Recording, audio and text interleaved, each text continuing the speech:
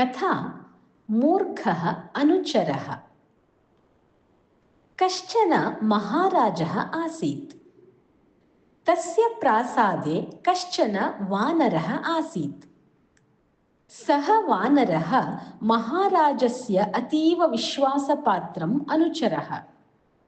अतः राजभवने सर्वत्र अपि तस्य प्रवेशः अनुमतः आसीत्। एकदा महाराजः अन्तःपुरे निद्रां कुर्वन् आसीत्। तदा वानरः तत्र आगतवान्। सः निद्राङ्गतस्य महाराजस्य समीपं गत्वा व्यजनेन वीजनम् आरब्धवान्। अत्रान्तरे महाराजस्य वक्षस्थले एका मक्षिका उपविष्टा। वानरः व्यजनेन तां दूरीकर्तुं पुनः पुनः प्रयत्नं कृतवान्। तथापि मक्षिका ततः दूरं न गता।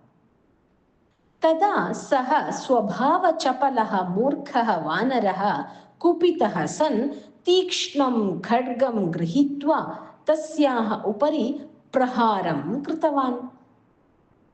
मक्षिका उड्डीय ततः गता।